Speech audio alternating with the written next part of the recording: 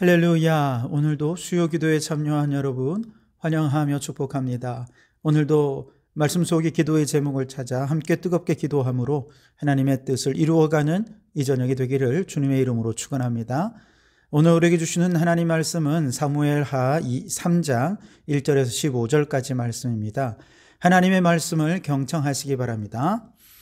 사울의 집과 다윗의 집 사이에 전쟁이 오래매 다윗은 점점 강하여 가고 사울의 집은 점점 약하여 가니라. 다윗이 헤브론에서 아들들을 낳았으되 맏아들은 암논이라 이스라엘 여인 아히노함의 소생이요 둘째는 길르압이라 갈멜 사람 나발의 아내였던 아비가일의 소생이요 셋째는 압살롬이라 그술왕 달메의 딸 마아가의 아들이요 넷째는 아도니아라 학기스의 아들이요 다섯째는 스바디아라 아비달의 아들이요 여섯째는 이드람이라 다윗의 아내 에글라의 소생이니 이들은 다윗이 헤브론에서 낳은 자들이더라. 사울의 집과 다윗의 집 사이에 전쟁이 있는 동안에 아브넬이 사울의 집에서 점점 권세를 잡으니라. 사울에게 첩이 있었으니 이름은 리스바요 아야의 딸이더라. 이스보셋이 아브넬에게 이르되 내가 어찌하여 내 아버지의 첩과 통간하였느냐 하니 아브넬이 이스보셋의 말을 매우 분하게 여겨 이르되 내가 유다의 계머리냐 내가 오늘 당신의 아버지 사울의 집과 그의 형제와 그의 친구에게 은혜를 베풀어 당신을 다윗의 손에 내주지 아니하였거늘 당신이 오늘 이 여인에게 관한 허물을 내게 돌리는도다. 여호와께서 다윗에게 맹세하신 대로 내가 이루게 하지 아니하면 하나님이 아브넬에게 벌 위에 벌을 내리심이 마땅하니라. 이 맹세는 곧 이 나라를 사울의 집에서 다윗에게 옮겨서 그의 왕위를 단에서 브엘세바까지 이스라엘과 유다에 세우리라 하신 것이니라 하며 이스보셋이 아브넬을 두려워하여 감히 한마디도 대답하지 못하니라. 아브넬이 자기를 대신하여 전령들을 다윗에게 보내어 이르되 이 땅이 누구의 것이니까? 또 이르되 당신은 나와 더불어 언약을 맺사이다. 내 손이 당신을 도와 온 이스라엘이 당신에게 돌아가게 하리이다 하니 다윗이 이르되 좋다. 내가 너와 언약을 맺거니와 내가 내게 한 가지 일을 요구하노니 나를 보러 올 때에 우선 사울의 딸 미갈을 데리고 오라. 그리 하지 아니하면 내 얼굴을 보지 못하리라 하고 다윗이 사울의 아들 이스보셋에게 전령들을 보내 이르되 내 처 미갈을 내게로 돌리라. 그는 내가 전에 블레셋 사람의 포피 100개로 나와 정혼한 자니라 하니 이스보셋이 사람을 보내 그의 남편 라이스의 아들 발디엘에게서 그를 빼앗아 오매 그의 남편이 그와 함께 오되 울며 바후림까지 따라왔더니 아브넬이 그에게 돌아가라 하며 돌아가니라. 아멘. 오늘 이 말씀을 통해 또한 하나님의 음성을 듣게 되길 바랍니다. 사울 왕이 죽자 혼란에 빠진 나라를 바라보던 다윗은 기도하고 하나님의 분명한 음성을 따라서 이스라엘로 돌아왔죠. 그러나 이스라엘 12지파 가운데 11지파는 다윗이 하나님께서 기름 부어 세우신 왕임을 알면서도 자신들의 기득권을 지키기 위해서 혹은 다윗이 보복할까 두렵다라는 이유로 다윗을 왕으로 세우지 않고 그저 혈통을 따라 사울의 남은 아들 이스보셋을 왕으로 세우게 됩니다. 오직 유다 지파만이 하나님의 뜻에 순종해서 다윗을 왕으로 세우게 되죠. 한 나라의 왕이 둘이 된 상황이 되었습니다. 다윗은 길앗 야베스 주민들에게 그러했던 것처럼 조급해하지 않고 저들에게 신뢰를 주고 설득하고 그렇게 그들이 돌아올 때까지 기다리고자 생각했어요. 하지만 이 상황을 견딜 수 없었던 이스보셋 왕의 군사령관 아브넬이 그냥 군사를 이끌고 공격해 오는 겁니다. 그 바람에 결국 이제 군사들이 서로 전쟁을 하게 되죠. 다윗의 군사령관 요압의 승리로 끝이 나게 됩니다.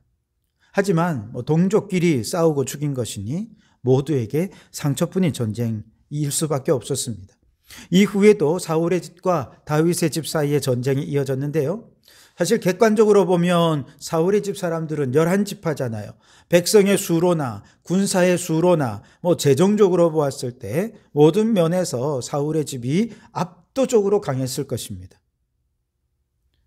둘 사이의 전쟁이 약 7년 정도 이어졌습니다만 모든 면에서 열악한 다윗의 집이 점점 약해지고 쇠락해가는 것이 상식적일 텐데 오히려 우리 오늘 3장 1절 하반절에 보면 다윗은 점점 강하여 가고 사울의 집은 점점 약하여 가니라 라고 말씀하고 있습니다. 그리고 다윗이 이렇게 강성해 갔던 증거로 2절에서 5절 사이에 다윗의 아들들의 이름이 소개되고 있습니다. 맏아들 암논을 비롯해서 길르압, 압살롬, 아도니아, 스바디아, 이드람까지. 이들의 이름을 이렇게 구체적으로 열거하는 이유는요, 다윗의 집에 이만큼이나 번성하고 있습니다 라는 의미가 될 것입니다. 물론 이것이 다 나중에 다윗이 여자 문제에 있어서 큰 약점을 가지고 있다라고 하는 일종의 복선 역할을 하는 것이기도 하지만, 본문에서는 이런 아들들의 이름을 열거하면서 다윗의 집이 번성하고 있다라는 것과 또 이렇게 아들들이 가장 가까운 곳에서 다윗을 지키고 함께 있어서 큰 힘이 되어주고 있다라고 하는 것을 또 얘기하고 있는 것이죠. 반면에 사울의 집은 점점 약해져 가고 있습니다. 사울의 집에서 군대 장관 아브넬은 왕보다 더 실세 노릇을 하면서 굉장히 기세등등했습니다. 교만했습니다. 무소불위의 권력을 휘둘렀습니다. 6절에 보시면 사울의 집과 다윗의 집 사이에 전쟁이 있는 동안에 아브넬이 사울의 집에서 점점 권세를 잡으니라 그랬습니다. 이처럼 교만한 사람이 이스보셋 왕과 밀접하게 관계가 있을 때는 이스라엘의 통일이 어렵지요. 그런데 이와 같은 아브넬의 교만으로 인해서 결국 이스보셋 왕과 두 사람이 균열이 발생하게 되는데요. 7절에 보시면 사울에게 첩이 있었으니 이름은 리스바와 아야의 딸이더라. 이스보셋이 아브넬에게 이르되 내가 어찌하여 내 아버지의 첩과 통간하였느냐 하니 그랬습니다. 군대 장관 아브넬이 사울 왕의 첩이었던 리스바와 동침을 한 거죠.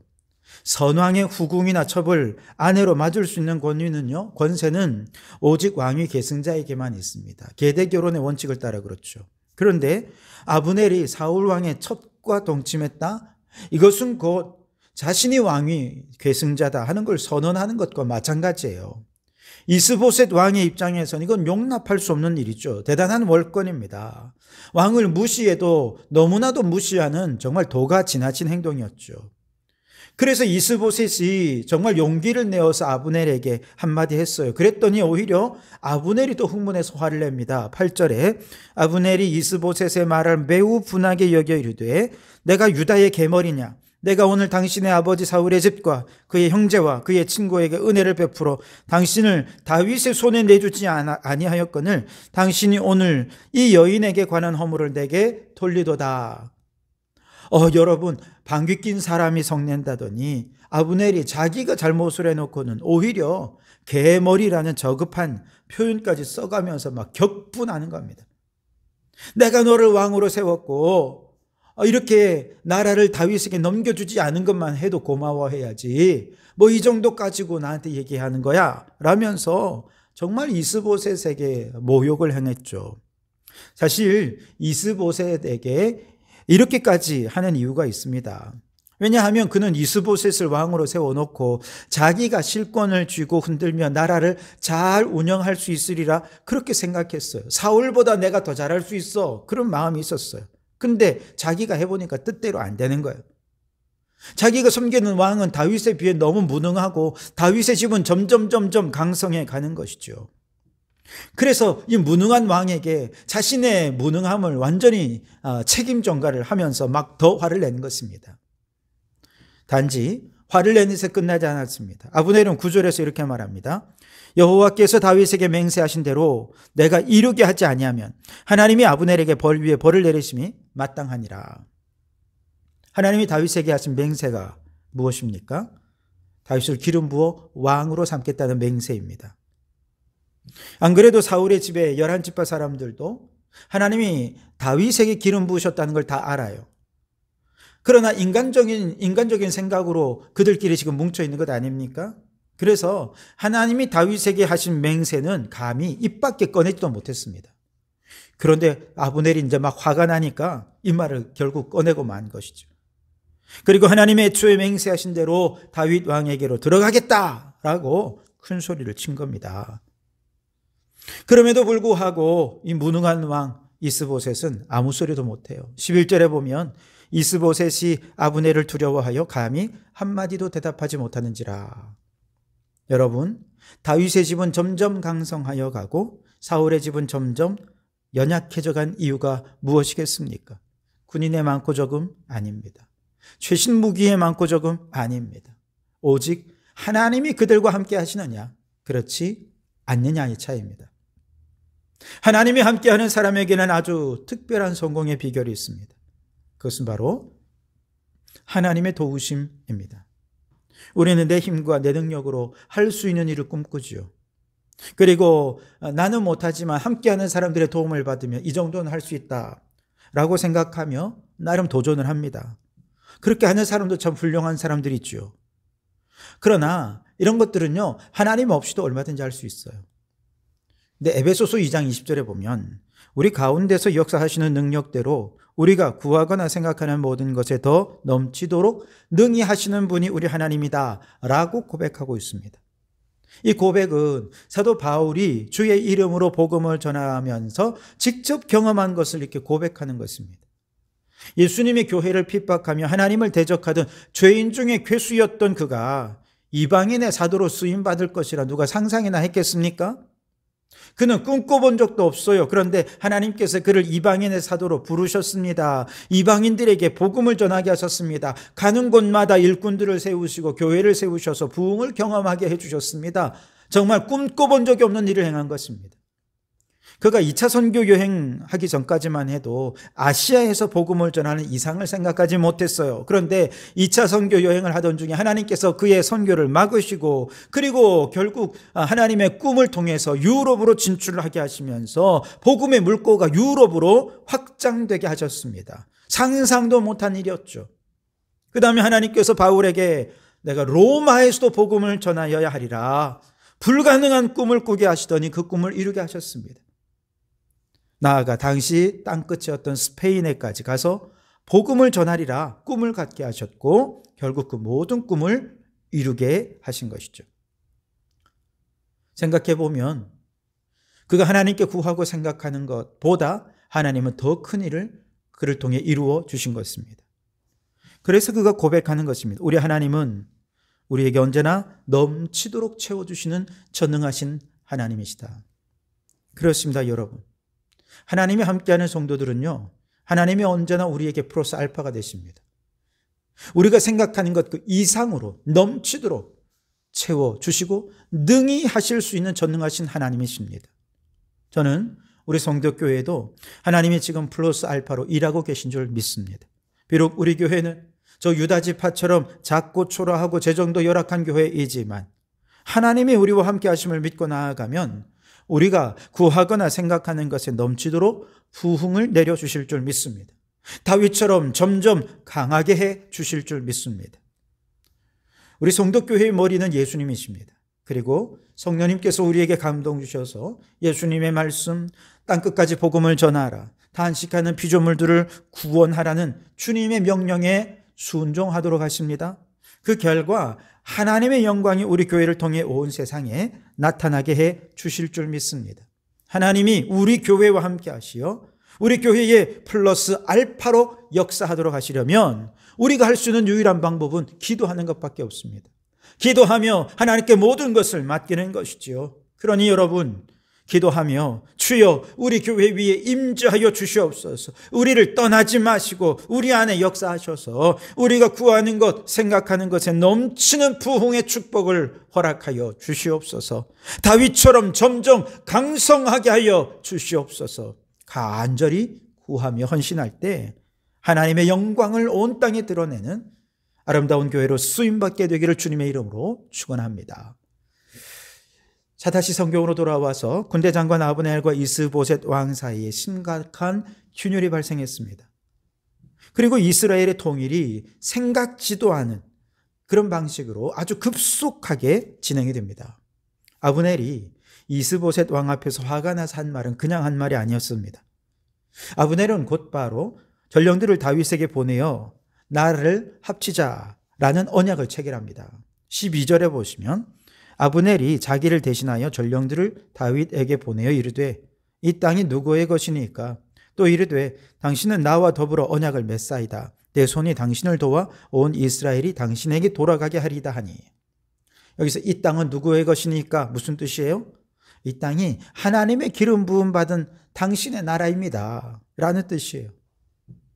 그러면서도 다윗에게 항복이나 투항한다는 얘기는 하지 않고요, 언약을 맺자고 얘기합니다. 무슨 뜻이에요? 통일되면 내 지분도 좀 챙겨주십시오, 이것 아닙니까? 사실 아브넬은 자신이 세운 나라의 왕과 갈등하고 분열했던 분열의 장본인이잖아요. 그런데 이제 다시 다윗에게 붙으려 하면서 그 권리를 인정해 달라고 하니 사실 다윗으로서는 고민이 되지 않을 수가 없습니다. 무엇보다 하나님이 과연 이런 기회주의 같은 사람들을 통해서 일하실까 고민이 되지 않을 수가 없었을 것입니다. 그런데 여러분, 하나님은 선한 사람, 믿음의 사람, 기도의 사람, 준비된 사람을 통해서만 일하는 것이 아닙니다. 때로는 믿음 없는 사람을 통해서도, 때로는 술주정뱅이를 통해서도, 때로는 세상이 악하다고 규정한 그런 사람을 통해서도 하나님의 뜻은 이루어집니다.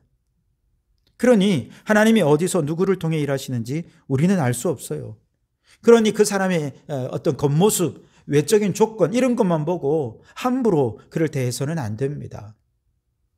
물론 다윗은 이런 기회주의자들을 통해 하나님이 이스라엘의 통일에 그 위대한 일을 이루시던 것을 분별하기가 정말 어려웠을 것입니다만, 그럼에도 다윗은 지금이야말로 통일을 위한 하나님이 주신 절호의 기회라고 생각했고 그 기회를 붙잡기로 마음을 먹었습니다. 다만 다윗은 이 기회가 저 기회주의자들에 의해서 절대로 실패로 돌아가서는 안 된다는 확신이 있었습니다.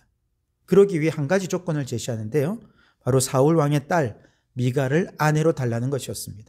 13절에 보면 다윗이 이르되 좋다, 내가 너와 언약을 맺거니와 내가 내게 한 가지 일을 요구하노니 나를 보러 올 때에 우선 사울의 딸 미갈을 데리고 오라. 그리하지 아니하면 내 얼굴을 보지 못하리라 하고 그랬습니다.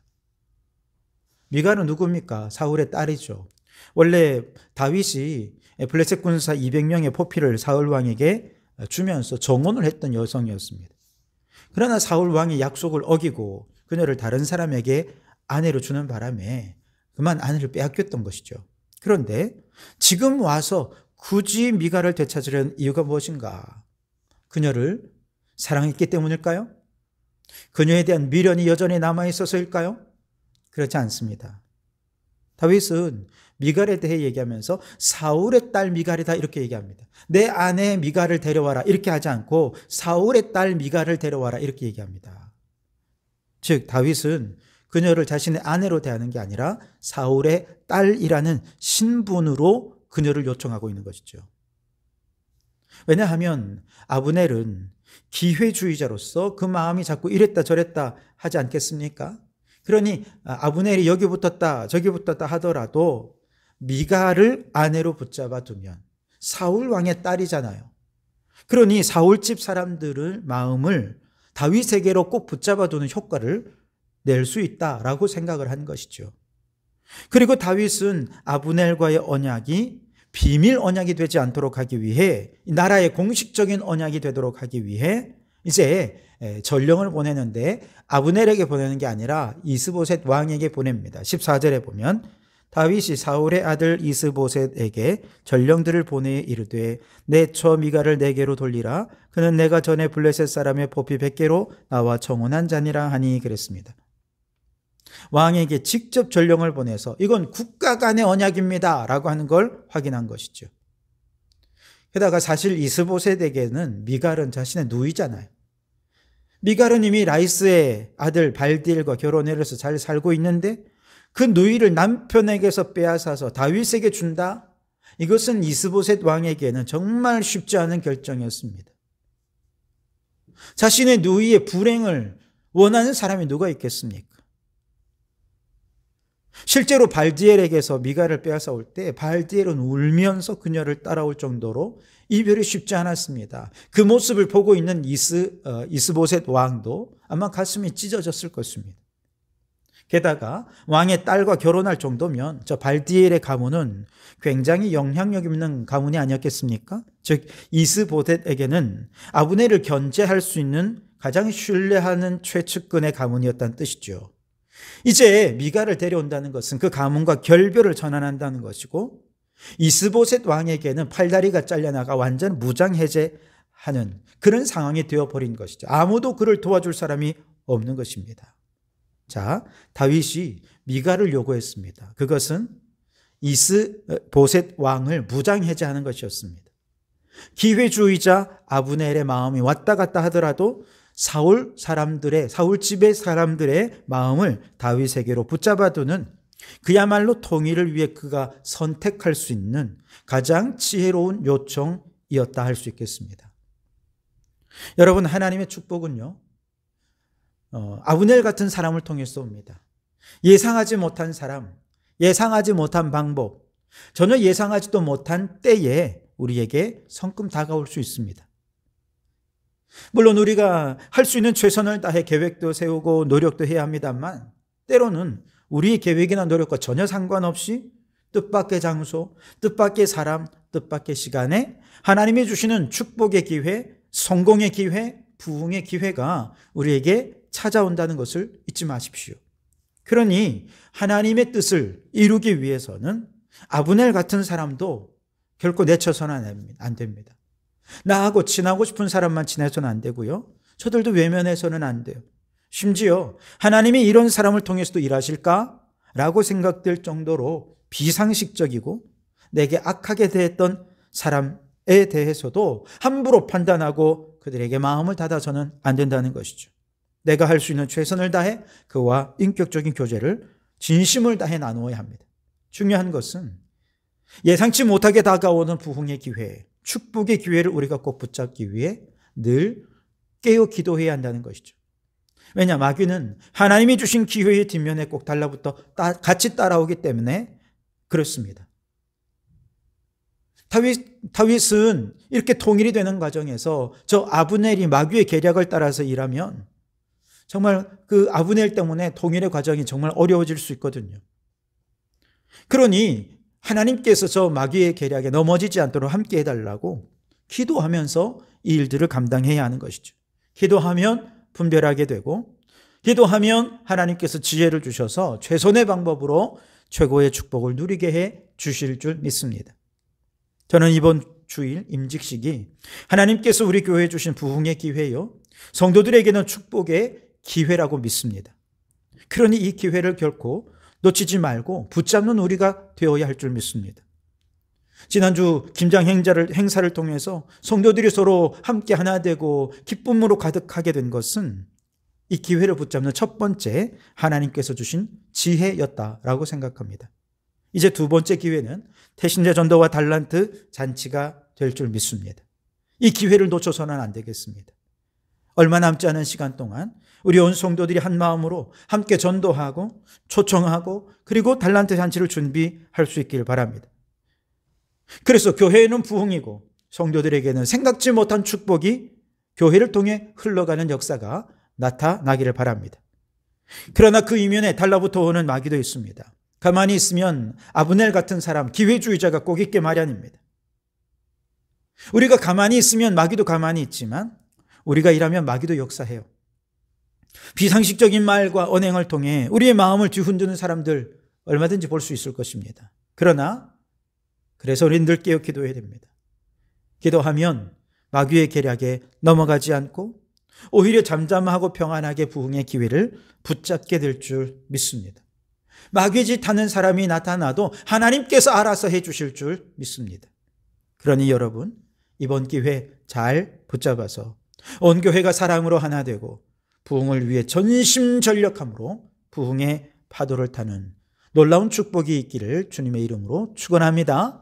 기도하겠습니다. 하나님, 우리 교회 위에 임재하여 주시옵소서. 우리를 떠나지 마시고 우리 안에 역사하셔서 우리가 구하는 것, 생각하는 것에 넘치는 부흥을 축복으로 내려주시옵소서.